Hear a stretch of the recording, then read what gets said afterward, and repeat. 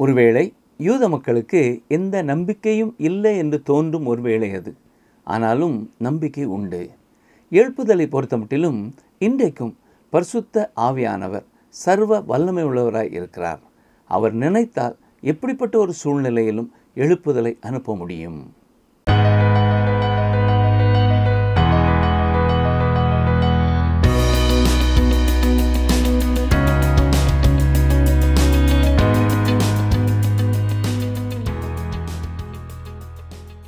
TWRின் வேத ஆராய்ச்சி நிகழ்ச்சிக்காக காத்திருக்கும் உங்களை இயேசு கிறிஸ்துவின் இனிய நாமத்தினாலே வாழ்த்தி வரவேற்கிறோம். நாம் கடந்த செய்தியிலே 2 நாளாகமும் 33ஆம் அதிகாரம் 2ஆம் வசனங்கள் வரை கற்றுக்கொண்டோம். அந்த பாடத்திலே கர்த்தர் மேல் உங்கள் நம்பிக்கையை வைத்திருக்கும் பொழுது உங்களுக்கு வரும் எல்லா பிரச்சனைகளையும் அவரிடத்திலே வைக்கும்போது அவர் உங்களுக்கு ஆதரவாக இருப்பார் என்றும், நாம் சுகவீனமாக இருக்கும்போது நாம் கர்த்தரிடத்திலே ஜெபிக்க வேண்டும், மற்றவர்களையும் நமக்காக ஜெபிக்கும்படி கேட்க வேண்டும் என்றும், தேவன் மட்டுமே எழுப்புதலை அனுப்புகிறார். பரிசுத்த ஆவியானவர் மூலமாக செயல்படும் காரியத்தை தேவனே செய்கிறார் என்றும், கர்த்தருடைய வார்த்தை மட்டுமே கொடுக்கிற திருப்தியை இசையோ செயல்களோ கொடுக்க முடியாது என்றும் கற்றுக்கொண்டோம். இன்று நாம் அதனை தொடர்ந்து 3ஆம் வசனம் முதல் 34ஆம் அதிகாரம் 21ஆம் வசனங்கள் வரை கற்றுக்கொள்ள இருக்கிறோம். இந்த பாடத்திலே மனாசே செய்த துணிகரமான காரியங்கள் என்ன? மனாசே ஜனங்களை எவ்வாறு வழி தப்பி போக செய்தான்? எழுப்புதல் எப்படி உண்டாகும்? இன்று நாம் நம்முடைய தனிப்பட்ட வாழ்க்கையிலே எவ்வாறு ஜெபிக்க வேண்டும் என்பதை கற்றுக்கொள்ள உங்களை அன்புடன் அழைக்கிறோம். பிரியமான வேத ஆராய்ச்சி நேயர்களே, கடந்த நிகழ்ச்சியிலே நாம் 2 நாளாமும் 33ஆம் அதிகாரத்தை சிந்திக்க துவங்கினோம். முதல் 2 வசனங்களிலே மனாசே ராஜாவான போது 12 வயதாய் இருந்தான் என்றும் 55 ஆண்டு காலம் எருசலேமிலே அரசாண்டான் என்றும் பார்த்தோம். அது மட்டுமல்ல, கர்த்தர் இஸ்ரவேல் புத்திரருக்கு முன்பாக துரத்தின ஜாதிகளுடைய அருவருப்புகளின்படியே அவன் கர்த்தரின் பார்வைக்கு பொல்லாப்பானதாய் செய்தான் என்றும் சிந்திக்க துவங்கினோம். 4ஆம் புத்தகத்திலே கர்த்தருடைய கண்ணோட்டத்திலே காரியங்களை பார்த்து கொண்டிருக்கிறோம். 2 ராஜாக்களின் புத்தகம் 21ஆம் அதிகாரத்திலே மனாசேயின் தீமையான வாழ்க்கை குறித்த விபரங்களை நாம் சிந்தித்தோம். இங்கே மீண்டுமாக கர்த்தர் அதை நினைவுபடுத்தி அதை குறித்து துக்கப்படுகிறார். பாருங்கள், 2 நாளாமும் 33:3. அவன் தன் தகப்பனாகிய எசேக்கியா தகர்த்து போட்ட மேடைகளை திரும்பவும் கட்டி பாகால்களுக்கு பலிபீடங்களை எடுப்பித்து விக்கிரக தோப்புகளை உண்டாக்கி வானத்தின் சேனையை எல்லாம் பணிந்து கொண்டு அவைகளை சேவித்து. கவனித்தீர்களா? மிக பெரிய அளவிலே விக்கிரக ஆராதனைக்குள்ளே நுழைந்தான். ஆகாவும் ஏசவேலும் எப்படிப்பட்டவர்களாய் இருந்தார்களோ அப்படிப்பட்ட ஒரு மனிதனாய் இவன் காணப்பட்டான். அவர்கள் செய்தது போலவே பாகாலை தொழுது சேவித்தான். வசனங்கள் 4-5. எருசலேமிலே என் நாமம் எந்தெந்தைக்கும் விளங்கும் என்று கர்த்தர் சொன்ன தம்முடைய ஆலயத்திலே பலிபீடங்களை கட்டி கர்த்தருடைய ஆலயத்தின் 2 பிரகாரங்களிலும் வானத்தின் சேனைகளுக்கெல்லாம் பலிபீடங்களை கட்டினான். மிகவும் துணிந்தவனாக எருசலேம் தேவாலயத்திற்குள்ளே அவன் நுழைந்து வானத்தின் சேனைகளுக்கெல்லாம் பலிபீடங்களை கட்டினான். கிரேக்க ராஜ்யத்திலே மக்கள் வழிபட்டதைப் போல ஜூபிட்டர், மெர்க்குரி, வீனஸ் என்று வானத்தின் நட்சத்திரங்களை பணிந்து கொள்ள துவங்கினான். சொல்லப்போனால் ராசி பலனுக்கு அஸ்திபாரமிட்டவன் இவன் என்று சொல்லலாம். இந்த மனாசே வானத்து நட்சத்திரங்களின் மேலே அவ்வளவு ஈடுபாடு உள்ளவனாய் இருந்தான். எனவேதான் வானத்து சேனைகளுக்கெல்லாம் பலிபீடங்களை ஆலயத்திலேயே கொண்டு வந்து கட்டினான். அதோடு அவன் நிறுத்திக் கொள்ளவில்லை. பாருங்கள், 2 நாளாமும் 33:6. அவன் இன்னோம் குமாரரின் பள்ளத்தாக்கிலே தன் குமாரரை தீ மிதிக்க பண்ணி நாளும் நிமித்தமும் பார்த்து பில்லி சூனியங்களை அனுசரித்து அஞ்சனம் பார்க்கிறவர்களையும் குறி சொல்லுகிறவர்களையும் வைத்து கர்த்தருக்கு கோபம் உண்டாக அவர் பார்வைக்கு மிகுதியும் பொல்லாப்பானதை செய்தான். அவன் மிக பயங்கரமாக இந்த விக்கிரக ஆராதனைக்குள்ளே நுழைகிறான். தன் குமாரரை தீமிதிக்க பண்ணி என்று சொல்லும் பொழுது தன் சொந்த குமாரரையே அப்படிப்பட்ட செயல்களுக்கு அனுமதித்தான். அது மட்டுமல்ல, மற்றவர்களும் தீயிலே தங்கள் குமாரர்களை பலி கொடுக்கவும் தூண்டுகிறவனாய் அவன் இருந்திருக்கிறான். அந்நாட்களிலே சூடேற்றப்பட்ட உலோக விக்கிரகங்களிலே சிறு குழந்தைகளை வைத்து அப்படியே கொண்டிருக்கிறார்கள். இதை தவிர கேடான காரியங்களை நீங்கள் எண்ணி பார்க்க முடியாது. இது கர்த்தர் அருவருக்கிற ஒரு காரியம். அது மட்டுமல்ல, பில்லி சூனியங்களை அவன் அனுசரித்தான். அங்கே நாள் பார்க்கிறவர்களும் குறி சொல்லுகிறவர்களும் உற்சாகப்படுத்தப்பட்டார்கள். பிரியமானவர்களே, இது அத்தனையுமே பிசாசின் கிரியைகள். இந்த காலத்திலே கர்த்தரிடமாய் திரும்புகிற மக்களை நாம் பார்க்கிறோம். அதே போல பிசாசின் வணக்கங்களுக்கும் தங்களை ஒப்புக் கொடுக்கிறவர்களையும் நாம் பார்க்கிறோம். கவனியங்கள் 2 நாளாகமம் 33, 7, 8 வசனங்கள். இந்த ஆலயத்திலும் இஸ்ரவேல் கோத்திரங்களிலெல்லாம் நான் தெரிந்து கொண்ட எருசலேமிலும் என் நாமத்தை எந்தெந்தைக்கும் விளங்கப் பண்ணுவேன் என்றும், நான் மோசேயைக் கொண்டு இஸ்ரவேலுக்கு கொடுத்த சகல நியாயப்பிரமாணத்திற்கும் கட்டளைகளுக்கும் நியாயங்களுக்கும் ஒத்தபடியே அவர்களுக்கு நான் கற்பித்தவைகளையெல்லாம் அவர்கள் செய்ய சாவதானமாயிருந்தார்களே ஆகில், நான் இனி அவர்கள் காலை அவர்கள் பிதாக்களுக்கு நிலைப்படுத்தி வைத்த தேசத்திலிருந்து விலகப் பண்ணுவதில்லை என்றும், தேவன் தாவீதோடும் அவன் குமாரனாகிய சாலமோனோடும் சொல்லியிருந்த தேவனுடைய ஆலயத்தில் தானே அவன் தான் பண்ணுவித்த விக்கிரகமாகிய சிலையை ஸ்தாபித்தான். தேவனாய கர்த்தர் மிக தெளிவாக தன்னுடைய ஜனங்களிடத்திலே, நீங்கள் தொடர்ந்து என்னை தொழுது சேவித்து எனக்கு உண்மை உள்ளவர்களாய் இருப்பீர்கள் என்றால் உங்களை நான் ஆசீர்வதிப்பேன், உங்கள் தேசத்தை விட்டு நான் உங்களை விரட்டப் போகிறதில்லை என்று கூறியிருந்தார். ஆனால் யூதாவிலே இந்த மனாசே செய்ததை சற்றே கவனியுங்கள். 2 நாளாகமம் 33, 9, 10 வசனங்கள். அப்படியே கர்த்தர் இஸ்ரவேல் புத்திரருக்கு முன்பாக அழித்த ஜாதிகளை பார்க்கிலும் யூதாவும் எருசலேமின் குடிகளும் பொல்லாப்பு செய்யத்தக்கதாய் மனாசே அவர்களை வழி தப்பி போகப் பண்ணினான். கர்த்தர் மனாசேயோடும் அவனுடைய ஜனத்தோடும் பேசின போதிலும் அவர்கள் கவனிக்காதே போனார்கள். கவனித்தீர்களா? கர்த்தரை அறியாத ஜனங்கள் கர்த்தருக்கு விரோதமாய் செயல்படுவதை விட மிக அதிகமாக இவன் செயல்பட்டான். ஜனங்களையும் வழி தப்பி போக பண்ணினான்.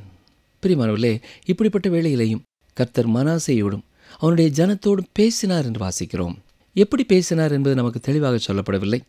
ஒருவேளை இங்கே நடைபெற்று கொண்டு இருக்கிற காரியங்களைத்தான் எசேக்கியேல் தரிசனத்திலே கண்டு யாரிடத்திலாவது சொல்லி அனுப்பியிருக்க வேண்டும், எச்சரிப்பு கொடுத்து அனுப்பியிருக்க வேண்டும். ஏனென்றால் இந்த காலத்திலே வடக்கு ராஜ்யத்தின் மக்கள் ஏற்கனவே சிறைப்பிடிப்பிற்குள்ளே சென்று விட்டார்கள். எசேக்கியேலும் அங்கேதான் இருக்கிறார். ஆனால் மனாசேயோ ஜனங்களோ கர்த்தருடைய வார்த்தையை கவனிக்கவில்லை. அடிக்கடி கடிந்து கொள்ளப்பட்டும் தன் பிடரியை கடினப்படுத்துகிறவன் சகாயமின்றி சடுதியிலே நாசமடைவான் என்று நீதிமொழிகளின் புத்தகம் 29 அதிகாரம் 1 வசனத்திலே வாசிக்கிறோம். இந்த மனாசேயனுடைய வாழ்க்கையிலே நடைபெற்றதும் அதுதான். தனி ஒரு மனிதனுடைய வாழ்க்கையிலோ ஒரு தேசத்தின் வாழ்க்கையிலோ இப்படிப்பட்ட ஒரு நிலைமைக்கு செல்லும் பொழுது தேவனுடைய நியாய தீர்ப்பு திடீரென்று வருகிறது. பாருங்கள், 2 நாளாகமம் 33:11.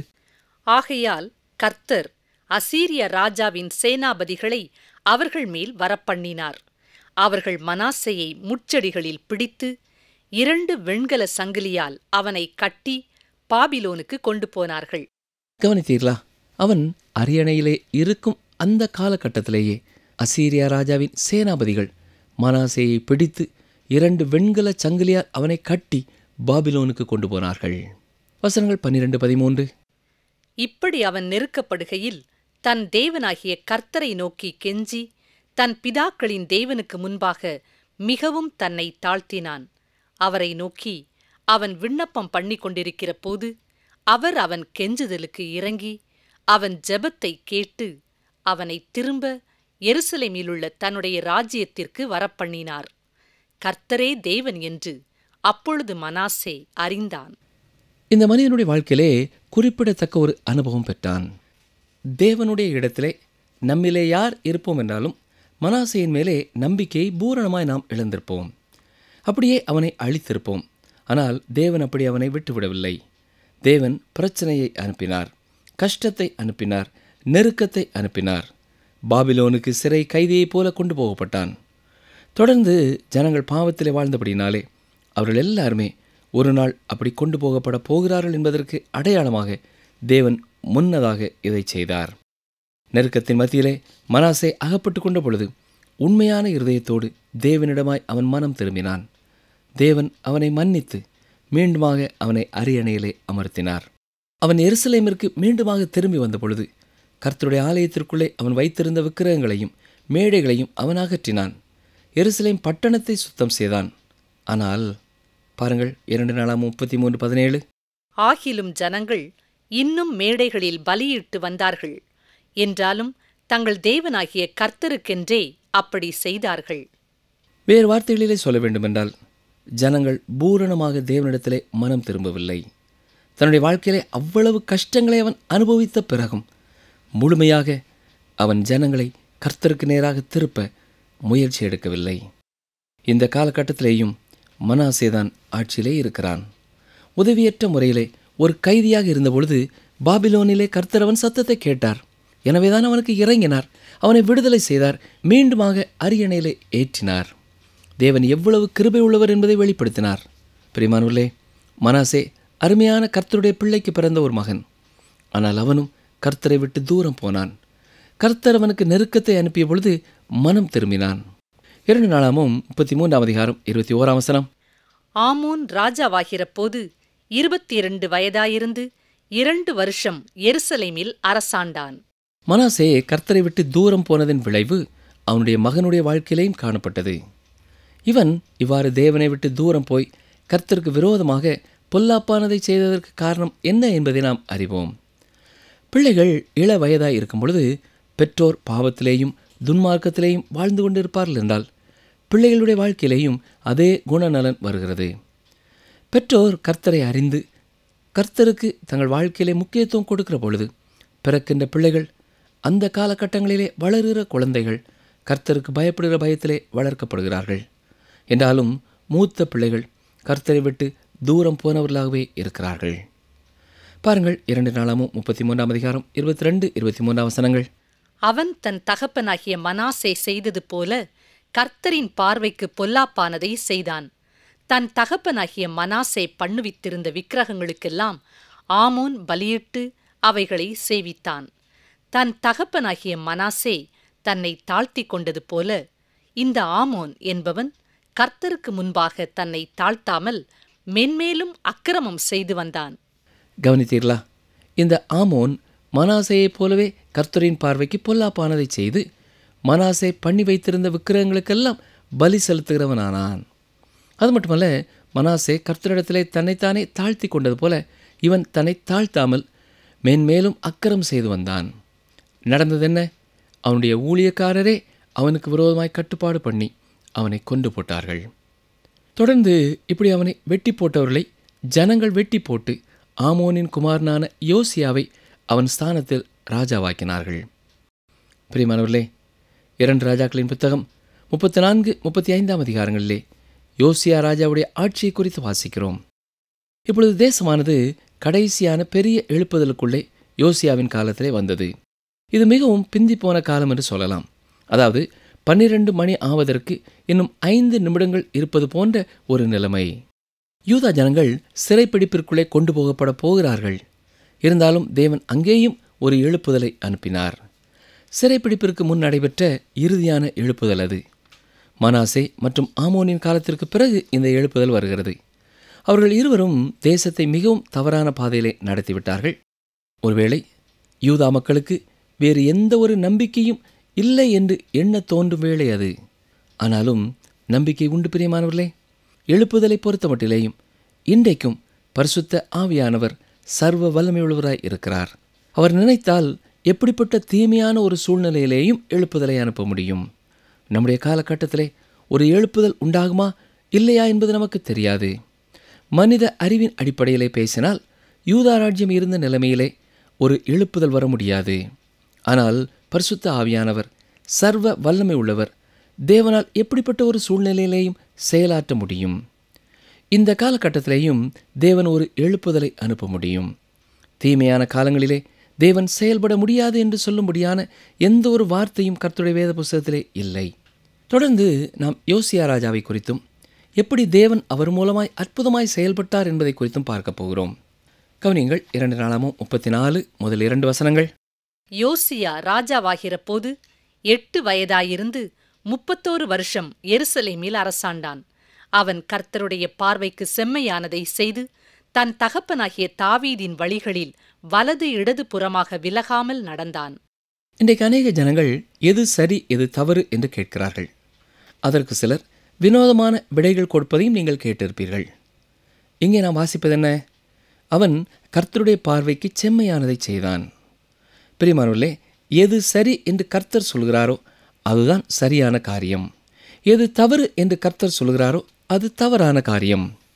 இன்றைக்கு சமுதாயத்திலே பல பகுதிகளிலே தேவன் தவறு என்று சொல்வதை மக்கள் சரி என்று சொல்கிறார்கள், தேவன் சரி என்று சொல்வதை மக்கள் தவறு என்று சொல்கிறார்கள். கர்த்தருடைய மதிப்பீடுதலுக்கும் மனிதனுடைய மதிப்பீடுதலுக்கும் மிக வித்தியாசம் இருக்கிறது. ஞாபகம் இருக்கிறதா? தேவனே வெளிச்சத்தையும் இருளையும் வெவ்வேறாக பிரித்தார். நீங்களோ நானோ அதை செய்ய முடியாது. நீங்கள் ஒரு இருளான அறைக்குள்ளே சென்று விளக்கிற்கான பொத்தானை அழுத்தலாம், உடனடியாக இருள் அகன்று விடுகிறது. நாம் அதை பிரிக்க முடியாது. ஒரு கோட்டை போட்டு இந்த பக்கத்திலே நான் வெளிச்சத்தை வைப்பேன், இந்த பக்கத்திலே நான் இருளை வைப்பேன் என்று கூற முடியாது. ஆனால் கர்த்தராலே அதையும் செய்ய முடியும். எனவே பிரியமானவர்களே, கர்த்தர் தவறு என்று சொல்வது தவறு, கர்த்தர் சரி என்று சொல்வது சரியான காரியம். இதை நாம் எப்பொழுதும் உணர்ந்தவர்களாக இருக்க வேண்டும். 2 நாளாகமம் 34 அதிகாரம் 3 வசனத்தை கவனியுங்கள். அவன் தன் ராஜ்யபாரத்தின் 8ஆம் வருஷத்தில் தான் இன்னும் இள வயதாயிருக்கையில் தன் தகப்பனாகிய தாவீதின் தேவனை தேட ஆரம்பித்து 12ஆம் வருஷத்தில் மேடைகள், தோப்புகள், சுரூபங்கள், விக்கிரகங்கள் ஆகிய இவைகள் அற்றுப்போகும்படி யூதாவையும் எருசலேமையும் சுத்திகரிக்கத் தொடங்கினான். யோசியாவின் 8வது ஆட்சி காலத்திலே அவன் 16 வயதாய் இருந்தான். அப்பொழுது அவன் தேவனை தேடத் துவங்கினான். இன்றைக்கும் அநேக ஆவிக்குரிய இயக்கங்களை பார்க்கிறோம். கர்த்தருடைய வார்த்தைக்கு நேராய் திரும்பும் வாலிபர்களையும் நாம் பார்க்கிறோம்.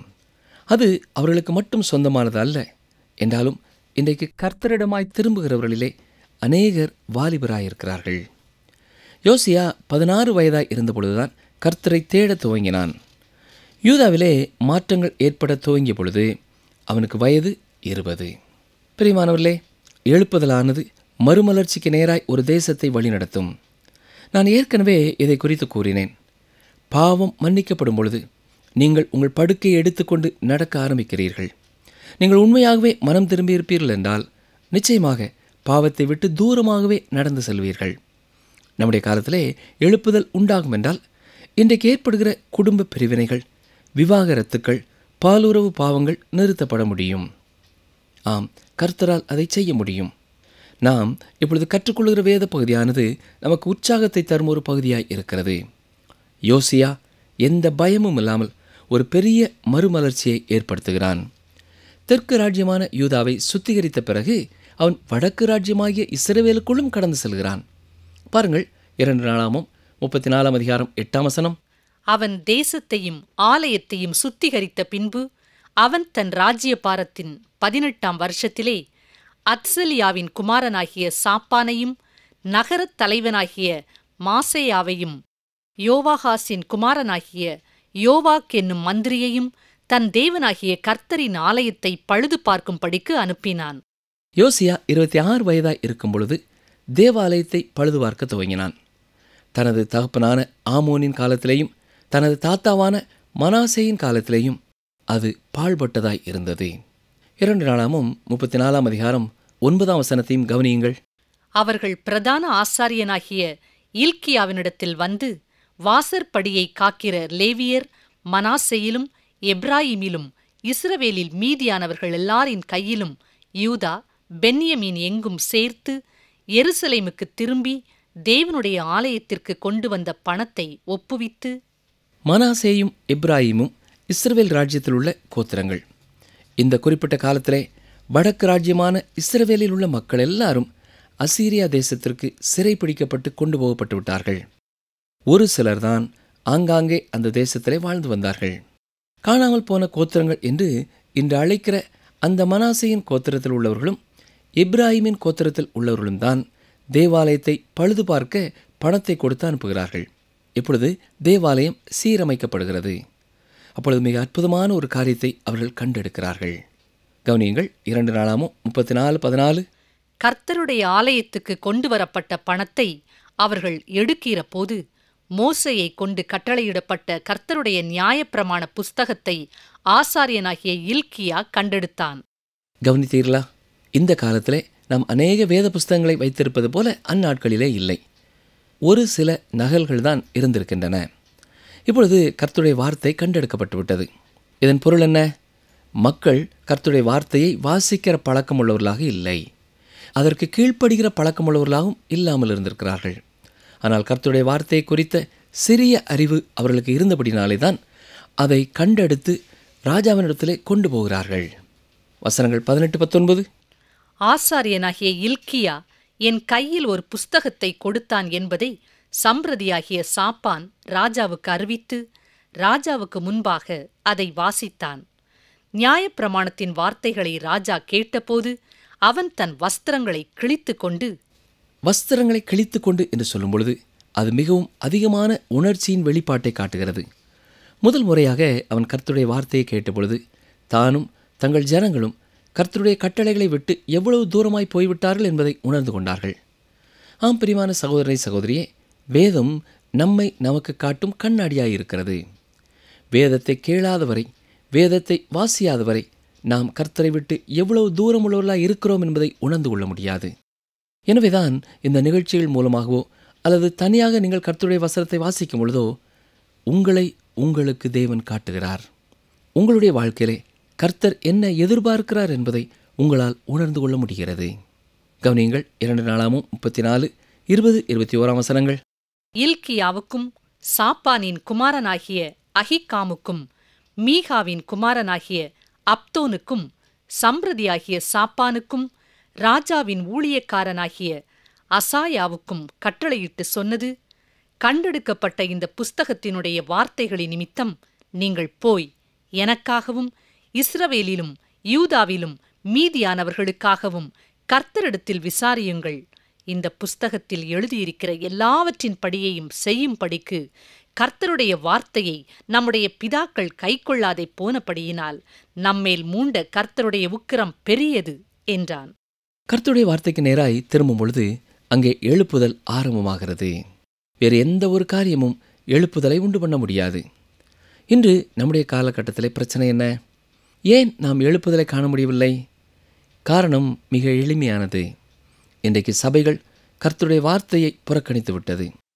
திருச்சபைகள் மக்களை தன்னை நோக்கி இழுப்பதற்காக பல்வேறு வகையான வழிமுறைகளை கையாளுகிறார்கள். ஆனால் எதுவும் நடக்கிறதில்லை. அப்படிப்பட்ட வழிமுறைகளினாலே எழுப்புதல் உண்டாகப் போவதில்லை. ஜனங்கள் கர்த்தருடைய வார்த்தைக்கு நேராய் திருப்பப்படும் பொழுதுதான், கர்த்தர் என்ன சொல்கிறார் என்பதை கேட்கும் பொழுதுதான் எழுப்புதல் உண்டாக முடியும். இப்பொழுது யோசியா அசைக்கப்பட்டு விட்டான். தேவன் என்ன செய்ய போகிறார் என்பதை அவன் அறிந்து கொள்ள விரும்புகிறான். ஆம் பிரியமானவர்களே, கர்த்தருடைய வார்த்தையை படிக்க படிக்க அவருடைய விருப்பத்தை அறிந்து கொள்ள வேண்டும் என்ற ஒரு வாஞ்சை நமக்கு அதிகமாகிறது. இன்றைய நிகழ்ச்சியிலே நாம் கற்றுக்கொண்ட 3 முக்கியமான சத்தியங்களை நான் நினைப்போட்ட விரும்புகிறேன். தனி மனிதர்களோ ஒரு தேசமோ கர்த்தருக்கு விரோதமாய் துணிந்து தொடர்ந்து செல்லும் பொழுது தேவன் அங்கே தலையிடுகிறார், தேவன் அங்கே செயல்படுகிறார். இரண்டாவதாக, நம்முடைய வாழ்க்கையிலே நாம் நெருக்கப்படும் பொழுது உண்மையான இருதயத்தோடு நாம் மனம் திரும்புவோம் என்றால் கர்த்தர் நம்முடைய நெருக்கங்களிலிருந்து நம்மை விடுதலை செய்து மீண்டுமாய் நம்மை உயர்த்த வல்லமையுள்ளவராய் இருக்கிறார். அவர் இரக்கமுள்ளவர். மட்டுமல்ல பிரியமானவர்களே, மூன்றாவதாக, கர்த்தரை நேசிக்கும் அருமையான பெற்றோருடைய பிள்ளைகள் வாலிப நாட்களிலே கர்த்தரை விட்டு தூரம் போனாலும் பெற்றோர் கரிசனையோடு ஜெபிக்கும் வேளையிலே நிச்சயமாக ஒரு குறிப்பிட்ட காலகட்டத்திலே மனாசேயை ஆண்டவர் சந்தித்து மனம் திரும்புதலுக்கு நேராய் வழிநடத்தியது போல அவர்களையும் வழிநடத்துவார் என்று நாம் விசுவாசிக்கலாம். ஒரு காலத்திலே கர்த்தரை அறியாதவர்களாயிருந்து கர்த்தரை விட்டு தூரம் போயிருக்கிற உங்கள் பிள்ளைகளை குறித்து நீங்கள் பாரத்தோடு ஜெபித்து கொண்டிருப்பீர்கள் என்றால் கலங்காதிருங்கள். கர்த்தரால் கூடாத காரியம் ஒன்றுமில்லை. இறுதியாக, கர்த்தருடைய வார்த்தை ஒன்றே ஒரு தனி மனிதனுடைய வாழ்க்கையிலோ ஒரு திருச்சபையிலோ ஒரு தேசத்திலோ ஒரு எழுப்புதலை கொண்டு வர முடியும். அப்படிப்பட்ட கிருபைகளை நம்முடைய வாழ்க்கையிலேயும் நாம் பெற்றுக்கொள்ள திறந்த உள்ளத்தோடு கர்த்தரையே சார்ந்து கொள்வோமா? அன்பர்களே, இன்று நாம் கற்றுக்கொண்ட சத்தியங்களை சற்றே திரும்பி பார்ப்போமா? இன்றும் அநேக படித்த மக்கள் கூட தேவன் மேலே நம்பிக்கை வைக்காமல் ராசி பலன்கள் மேலேயே நம்பிக்கையை வைத்திருக்கிறார்கள். ஒரு தனி மனிதனோ அல்லது ஒரு தேசமோ கர்த்தருடைய வார்த்தைக்கு செவி கொடுக்காமல் போனால் தேவனுடைய நியாயத்தீர்ப்பு திடீரென்று வரும். பிள்ளைகள் இளவயதாக இருக்கும்போது பெற்றோர்கள் பாவத்திலே வாழ்ந்து கொண்டிருந்தால் பிள்ளைகளுடைய வாழ்க்கையிலும் அதே குணநலன்கள் வரும். கர்த்தருடைய மதிப்பீடுதலுக்கும் மனிதனுடைய மதிப்பீடுதலுக்கும் வித்தியாசங்கள் அதிகமாக இருக்கிறது. மீண்டும் அடுத்த நிகழ்ச்சியிலே சந்திப்போம். கர்த்தர் உங்களை ஆசீர்வதிப்பாராக. நீங்கள் எல்லாவற்றிலும் எப்பொழுதும் சம்பூரணமுடையவர்களாயும் சகலவித நற்கிரியைகளிலும் பெருகுகிறவர்களாயும் இருக்கும்படியாக தேவன் உங்களிடத்தில் சகலவித கிருபையையும் பெருகச் செய்ய வல்லவராயிருக்கிறார். 2 கொரிந்தியர் 9:8.